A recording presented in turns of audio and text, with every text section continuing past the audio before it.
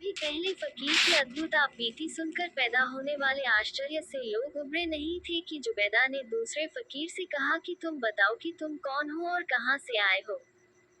उसने कहा कि आपकी आज्ञानुसार मैं आपको बताऊंगा कि मैं कौन हूँ, कहां से आया हूँ और मेरी आंख कैसे फूटी। मैं एक बड़े राजा का पुत्र था। बाल्यकाल ही से मेरी विद्यार्जन में गहरी रुचि थी। अतएव मेरे पिता ने दूर दूर से प्रख्यात शिक्षक बुलाकर मेरी शिक्षा के लिए रखे। थोड़े ही समय में मैंने न केवल लिखना पढ़ना सीख लिया बल्कि कुरान शरीफ भी कंठस्थ कर लिया। इसके अतिरिक्त नबी के कथनों यानी हदीसों और धर्म और दर्शन शास्त्र की शिक्षा भी प्राप्त कर ली। इसके अतिरिक्त भांति भांति की कला कौशल भी सीख लिए और इतिहास, पहेली और मनोरंजन वार्ता में भी पारंगत हो गया। मैंने काव्य शास्त्र और गणित में भी अच्छा अभ्यास कर लिया जैसा एक राजकुमार होने के नाते मुझसे आशा की जाती थी। इन सब के साथ ही मैंने सुलेखन में भी दक्षता प्राप्त कर ली और अरबी लिपि की सातों लेखन पद्धतियों का मुझे ऐसा अभ्यास हो गया कि मेरे जैसा सुलेखक दूर दूर तक नहीं पाया जाता था। इतने गुणों और कौशलों को प्राप्त करने पर भी मैं अपने दुर्भाग्य के लेख को न मिटा सका और इस दुरवस्था में पहुंच गया जो तुम लोग देख रही हो। हुआ ये कि मेरे विद्यार्जन और कला कौशल में पारंगत होने की ख्याति जब दूर दूर पहुंची तो हिंदुस्तान के बादशाह ने मुझे देखने की इच्छा प्रकट की। उसने मुझे भेंट करने के लिए एक दूत के हाथ बहुत सी बहुमूल्य वस्तुएं भेजी और संदेशा भिजवाया कि मैं जाकर उससे मिलूं। मेरे पिता इस बात से बड़े प्रसन्न हुए क्योंकि एक तो एक महान सम्राट से उनके संबंध बन रहे थे, फिर राजकुमार होने के नाते मुझे देश देश की जानकारी और राजाओं महाराजाओं से मेल जोल बढ़ाना ही चाहिए था। अतएव मैं अपने पिता की आज्ञानुसार थोड़ी सी यात्रा की सामग्री और कुछ चुने हुए सेवक लेकर हिंदुस्तान की ओर रवाना हुआ क्योंकि बड़ी सेना ले आने की न तो आवश्यकता ही थी न ये बात उचित ही होती। कुछ दिन तक चलने के बाद हम लोगों को 50 के लगभग घुड़सवार डाकुओं ने घेर लिया और सबसे पहले वे 10 घोड़े पकड़ लिए जिन पर मेरे पिता की ओर से हिंदुस्तान के बादशाह को भेंट में दी जाने वाली बहुमूल्य वस्तुएं लदी थी। मेरे सेवकों ने कुछ देर तक डाकुओं का सामना किया किंतु हार गए। मैंने ये सोचकर कि डाकुओं पर रोक पड़ेगा, उनसे कहा कि मैं हिंदुस्तान के बादशाह का दूत हूँ। उसने घृणापूर्वक कहा, हमें हिंदुस्तान के बादशाह की क्या परवाह है, हम न तो उसके शासित देश में रहते हैं न उसके नौकर हैं। फिर उन डाकुओं ने हम लोगों पर आक्रमण किया। हम भी कुछ देर तक लड़े लेकिन उनका क्या सामना करते। मेरे कई साथी मारे गए और मैं भी घायल हो गया और मेरा घोड़ा भी। नितांत में जान बचाकर अपने घोड़े पर भाग निकला और डाकुओं की पहुंच से दूर हो गया। कुछ दूर तक दौड़ने के बाद मेरा घोड़ा भी थकन और घावों के कारण गिरकर मर गया। मैंने भगवान को धन्यवाद दिया कि माल असबाब जाता रहा लेकिन जान तो बच गई। किंतु मैं नितांत अकेला और द्रव्यहीन था। ये डर भी था कि कहीं डाकुओं ने देख लिया तो बगैर जान से मारे न रहेंगे। इसलिए किसी तरह कपड़ों की पट्टी फाड़कर अपने घाव बांधे और एक ओर को चल दिया। शाम को एक पहाड़ की गुफा के पास पहुंचा और रात उसी गुफा में बिताई। सुबह को उठा, जंगली फल खाकर भूख मिटाई और चल पड़ा। कई दिन तक इसी तरह भटकता रहा। फिर एक बड़े नगर में पहुंच गया जो बड़ा सुशोभित लग रहा था। वहां एक नदी भी बहती थी जिससे वह प्रदेश हरा भरा और धन धान्य से पूर्ण था। मैं नंगे और बेवाइयों से फटे पांव, बड़े बालों और दाढ़ी तथा गंदे फटे वस्त्रों के साथ उस नगर में गया कि मालूम करूं ये कौन सा देश है और यहाँ से मेरा देश कितना दूर है। ये सोचकर मैं एक आदमी के पास, जो सरकारी लिपिक था और शहर में आने जाने वालों का हिसाब रखता था, गया। उसने मेरा वृतांत पूछा और मैंने सब कुछ जो मुझ पर बीता था उसे बताया। उसने धैर्यपूर्वक मेरी बातें सुनी किंतु फिर उसने जो कुछ कहा उससे मेरे हृदय में शांति आने की जगह भय भर गया। उसने कहा कि तुमने मुझे अपना पूरा हाल बता दिया है सो तो ठीक है लेकिन यहाँ के किसी और व्यक्ति को कुछ न बताना क्योंकि यहाँ का बादशाह तुम्हारे पिता का शत्रु है और उसे तुम्हारा पता चला तो तुम्हारे साथ बुरी बीतेगी। मैंने उस बूढ़े लिपिक को बहुत धन्यवाद दिया कि उसने मुझ पर दया दिखाई और मुझे खतरे से चेतावनी दे दी। मैंने उससे वादा किया, अब मैं यहाँ के किसी आदमी को अपनी सच्ची कहानी नहीं बताऊंगा। वह लिपिक ये सुनकर प्रसन्न हुआ। मेरा भूख से बुरा हाल हो रहा था, इसलिए उसने अपने घर से खाना लाकर मुझे खिलाया और वहीं एक कोने में टकर थकावट दूर करने को कहा। मैंने ऐसा ही किया। जब मेरे शरीर में शक्ति और स्फूर्ति आ गई तो मैं फिर उसके पास गया। उसने पूछा कि तुम्हें कोई हुनर ऐसा आता है जिससे तुम अपनी जीविका चला सको। मैंने साहित्य, काव्य कला, व्याकरण, सुलेखन आदि की निपुणता की बात कही तो उसने कहा, ये सब यहाँ बेकार है। यहाँ विद्या की कोई पूछ नहीं। तुम्हें इस विद्या से एक पैसा भी यहाँ नहीं मिलेगा। उसने कहा कि तुम शरीर से तगड़े हो। तुम्हें चाहिए कि एक जांघिया पहनकर जंगल में चले जाओ और लकड़ियां काटकर शहर में लाकर बेचा करो। उससे तुम्हें इतनी आय तो हो ही जाएगी कि किसी का आश्रय लिए बगैर अपना खर्च चला लो। कुछ दिन इसी प्रकार दुख उठाकर मेहनत करके समय बिताओ। आशा है कि इसके बाद भगवान तुम पर कृपा करेगा और तुम फिर सुख समृद्धि प्राप्त करोगे। मैं तुम्हारी इतनी सहायता कर दूंगा कि तुम्हें एक कुल्हाड़ी और एक रस्सी दे दूं। मरता क्या न करता। यद्यपि यह कार्य मेरे योग्य किसी प्रकार नहीं था, फिर भी मैंने ये करना स्वीकार कर लिया क्योंकि कोई और रास्ता नहीं था। दूसरे दिन लिपिक ने मुझे एक जांघिया, एक कुल्हाड़ी और एक रस्सा लाकर दे दिया और मेरा परिचय थोड़े से लकड़हारों से करा दिया और कहा कि इस आदमी को भी लकड़ी काटने के लिए साथ ले जाया करो। मैं लकड़हारों के साथ जंगल में जाता और लकड़ियां काटकर उनका गट्ठा बनाकर शहर में ला बेचने लगा। मुझे एक गट्ठे का मूल्य 1 स्वर्ण मुद्रा मिलती थी। यद्यपि जंगल उस शहर से दूर था, तथापि नगर निवासी बड़े आलसी थे और श्रम करने के अभ्यस्त न थे, इसलिए लकड़ी शहर में बहुत महंगी मिलती थी। कुछ ही दिनों में मेरे पास काफी स्वर्ण मुद्राएं हो गईं, जिनमें से कुछ अपने उपकारी लिपिक को मैंने दे दी। इसी प्रकार मेरा 1 वर्ष व्यतीत हो गया। एक दिन लकड़ी काटते काटते अपने साधारण स्थान से आगे बढ़ गया। आगे का जंगल मुझे और अच्छा लगा। मैंने एक वृक्ष काटा।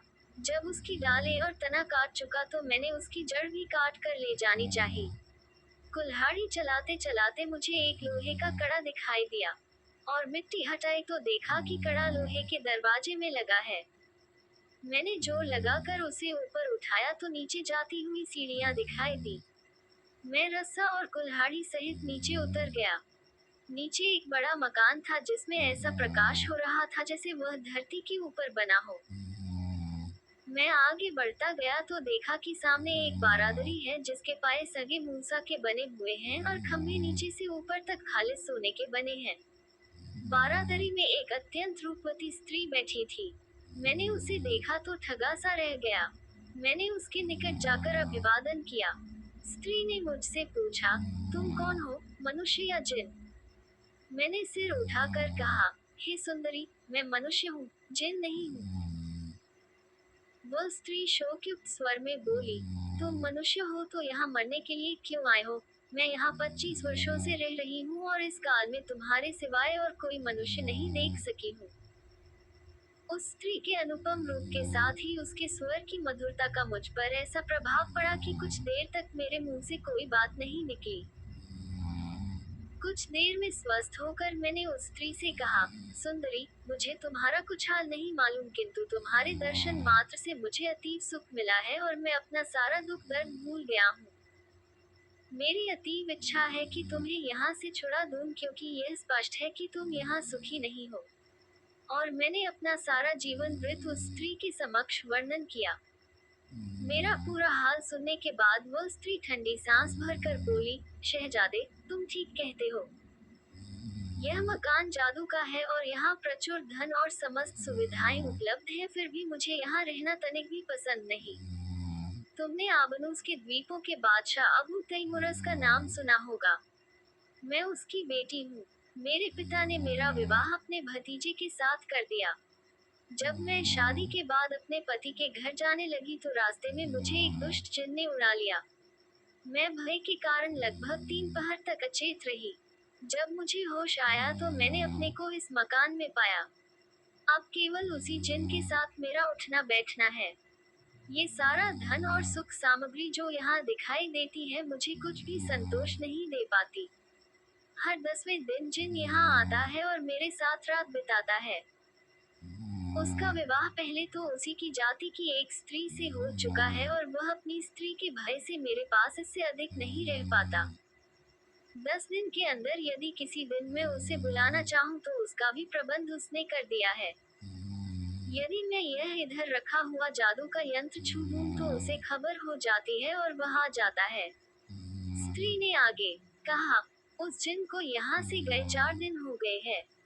वह 6 दिन बाद फिर यहाँ आएगा।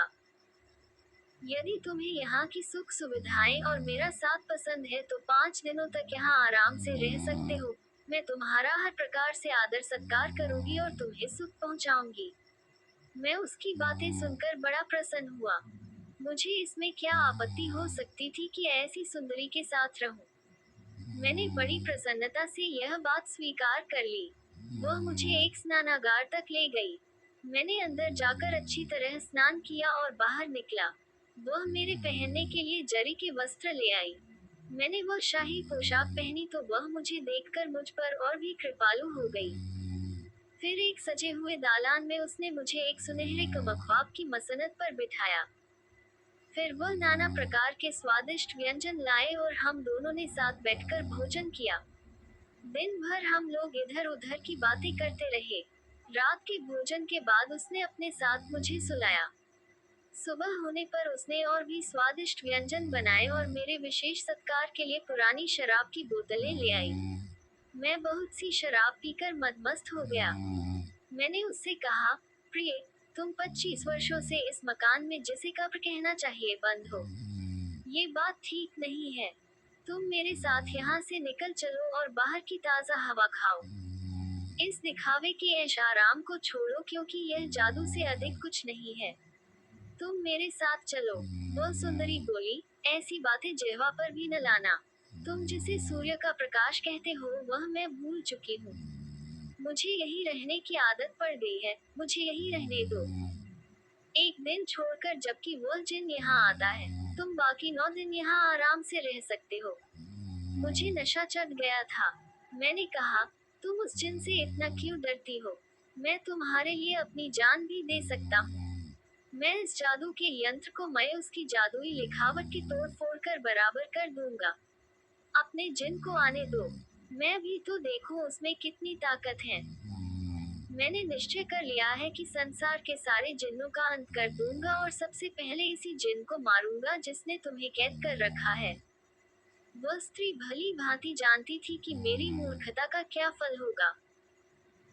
उसने मुझे बहुत समझाया, हर तरह रोका। कसमें दी कि यंत्र को छुआ तो हम दोनों मारे जाएंगे क्योंकि उस जिन की शक्ति को मैं जानती हूँ, तुम नहीं जानते। मैं नशे में धुत था इसलिए मैंने उसकी चेतावनी को अनसुना कर दिया और ठोकर मारकर जादू के यंत्र को तोड़ डाला।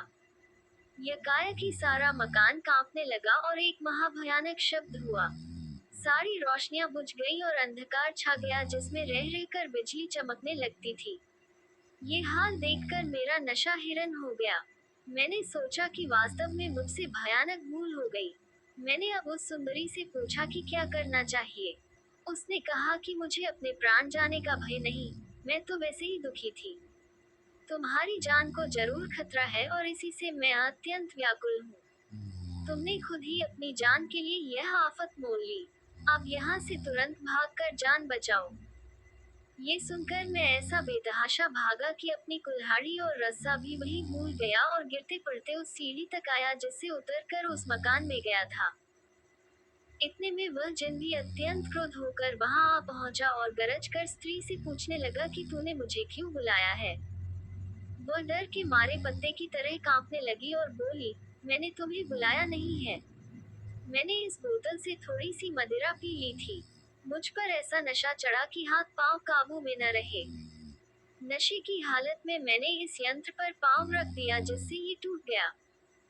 जिन ये सुनकर और भी कुपित हुआ और बोला, तू झूठी, मक्कार और दुराचारिणी है।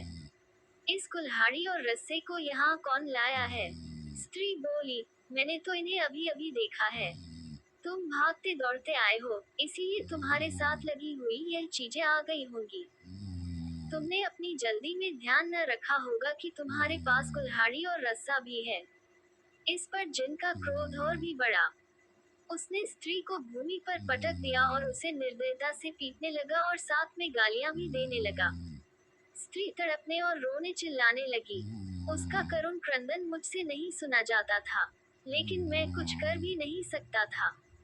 मैंने स्त्री के दिए वस्त्र उतारे और वही फटे पुराने लकड़हारों के वस्त्र पहन लिए जिन्हें पहनकर मैं पिछले दिन आया था। फिर मैं सीढ़ी से चढ़कर ऊपर आ गया। मैं अपने का बराबर कोसता जा रहा था कि मेरी मूर्खता और जिद्दीपन के कारण उसे बेचारी स्त्री पर ऐसा अत्याचार हो रहा है। बाहर आकर मैंने फिर सीढ़ी के मुंह पर लोहे का दरवाजा रखा और उस पर मिट्टी डालकर उस छुपा दिया। फिर मैंने पिछले दिन की जमा की हुई लकड़ियां किसी तरह बांधी और नगर में आकर लकड़ी का गट्ठा बेच दिया। फिर भी मैं बराबर सोच रहा था कि न जाने उस सुंदर स्त्री पर क्या बीत रही होगी। लकड़ी बेचकर जब मैं अपने निवास स्थान पर आया तो लिपिक मुझे देखकर अत्यंत प्रसन्न हुआ। उसने कहा कि तुम कल नहीं आए तो मुझे बड़ी चिंता हो गई थी। मैंने सोचा कि कहीं ऐसा तो नहीं है कि यहाँ के बादशाह को तुम्हारे यहाँ पर रहने की बात मालूम हो गई हो और उसने तुम्हें पकड़वा मंगाया हो। भगवान का लाख लाख धन्यवाद है कि तुम सकुशल वापस गए हो। मैंने उसकी बातों पर उसे हृदय से धन्यवाद दिया, किंतु यह न बताया कि कल मेरे साथ क्या बीती थी।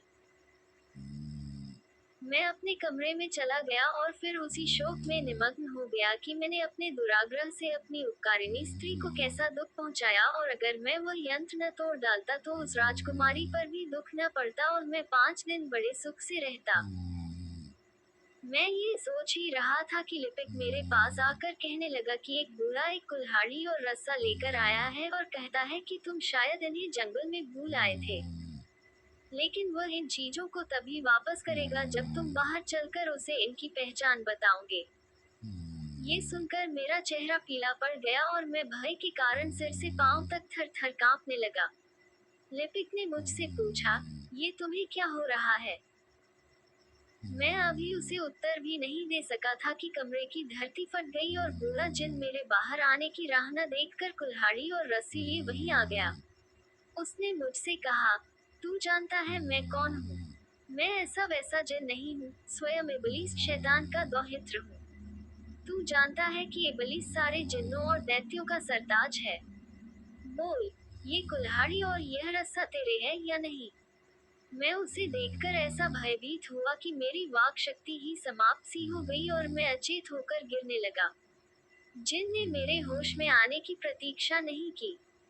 वह मुझे कमर से पकड़ कर ले उड़ा और 2 क्षण में ही मैं इतने ऊंचे पर्वत पर ले जाकर रख दिया जिस पर चढ़ने में महीनों लगते। फिर उसने पहाड़ की चोटी पर पांव पटका। इससे धरती फट गई।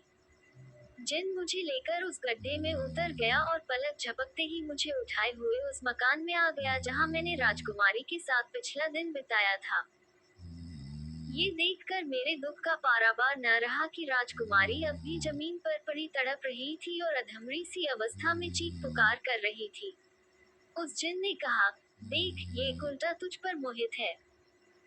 स्त्री ने मुझ पर सरसरी निगाह डालकर कहा कि मैं इसे बिल्कुल नहीं जानती, इससे पहले मैंने कभी इसे देखा ही नहीं। जिन बोला, तू झूठी है जो कहती है इसे कभी नहीं देखा, इसी आदमी के कारण तेरी जान जाएगी।